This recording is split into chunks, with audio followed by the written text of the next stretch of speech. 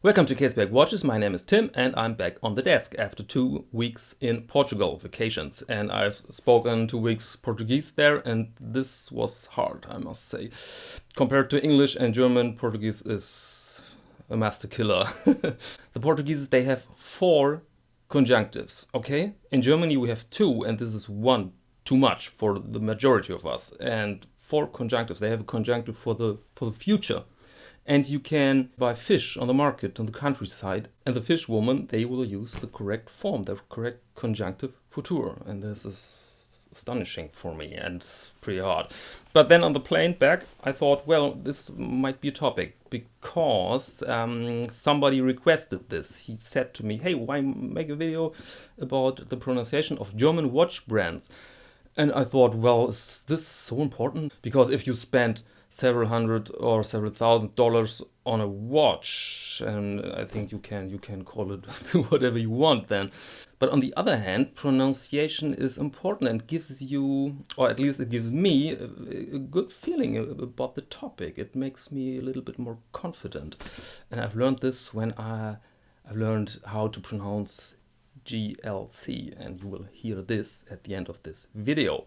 Okay, and then I checked YouTube Analytics, and I've learned that my audience is 32% from the United States, 15% from the UK, then Germany with 6.4, and then followed by Canada and Australia. So makes sense, I think, makes sense to make this video about pronunciation of German watch brands now. Common mistakes here are A. Lange and Son. A. Lange and Son. I've heard this several times, especially from people from the United States. And the correct form is A. Lange und Söhne. A. Lange und Söhne. The symbol, of course, in English is and, and in German it's und. Very simple, okay? Very basic. A. Lange und Söhne. Okay, this is a hard one for tongues maybe, because of the R. It's not Bruno Söhnle, it's Bruno Söhnle. Bruno Söhnle. A little bit tough. I can see this, but it's the way it is. Bruno Söhnle. Chrono-Swiss is not a German word, so it's like Rolex basically. It's an artificial word, and so you can call it Chrono-Swiss. That's it. Common mistake here, Glashütte, and this is too short. The German is more relaxed. It's not like the movies. It's a little bit relaxed. Take your time and take it easy. And so it's not Glashütte, it's Glashütte. Glashütte. Hütte. Okay? Glashütte.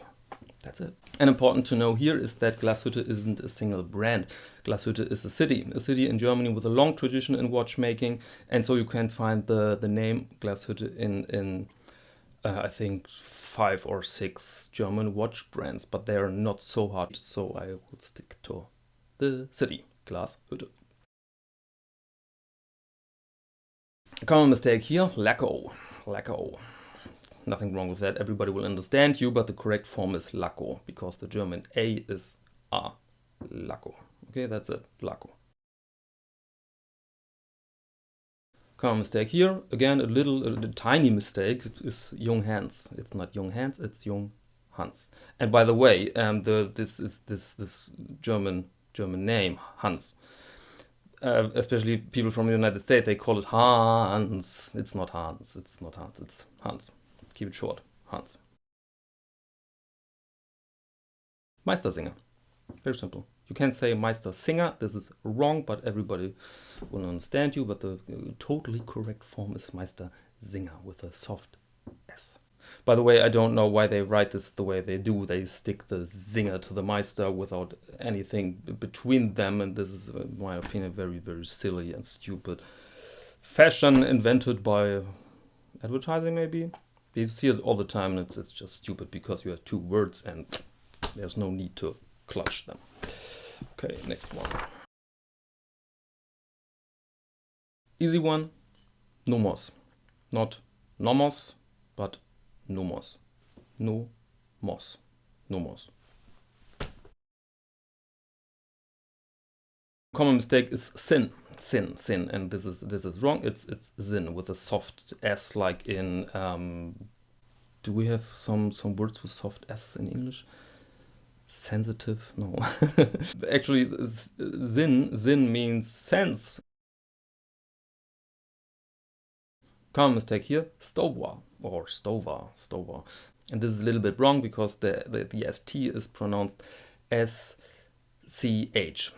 Why? Why not? And not every time. Sometimes you say st, but in this example you say Stowa. You have a lot of this in the German language. You can find sentences packed, loaded with sh. Like in the sentence, Die schöne Dame wusch ihre Muschi, which is the beautiful lady washed her cat. Ah, by the way, little wristwatch check here. Zenith El Primero. Zenith El Primero. I am deeply in love with that watch, and especially with the Flieger optic of it. Very nice piece, very nice piece. This is, of course, not a single brand, but a type of watch, and I've heard this a lot. And especially people from the United States, they tend to spell this close to perfection, or perfect, because it's Flieger. Flieger. Nothing wrong with it. You're right. Flieger is Flieger. I can't correct here anything. Flieger is Flieger. Okay, those were my watch brands. I'm pretty sure that I didn't cover any particular German watch brand here. So if you missed something here, then please leave it in the comments, and maybe I will make a little sequel to this video. But now let me tell you this. There are some international or Swiss watch brands, and I have no idea how to spell them. And maybe you can help me here, because I contributed something. Now I need some help. Yeah, Richard Mills.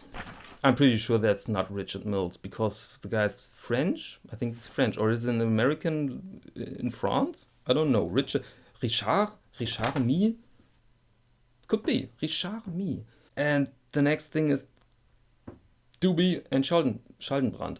I'm pretty sure that Schaldenbrand is a German pronounced thing. Schaldenbrand. Yeah, I think. But Duby, no, it's not Dubois.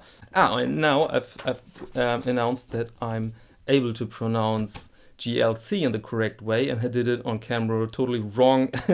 People corrected me, and they said, then say GLC if you're not able to spell this brand properly. And now here it is. Jaeger-LeCoultre. Okay, that's all for now. Thank you very much for your attention. I think in my next episode I will make a review of the Zenith or Zenith El Primero. Then you can examine the piece in detail, and I'll give you some further informations about it. Then I'm planning the next analyze video, and I have a target. If I have a target, and I bet you don't have a clue who it is, and you will be very surprised. It's a big shot, but not on the radar in the watch world. But he is a watch guy. I can show you that. So please visit me on Instagram as you like, Caseback Tim it is, and maybe until next time.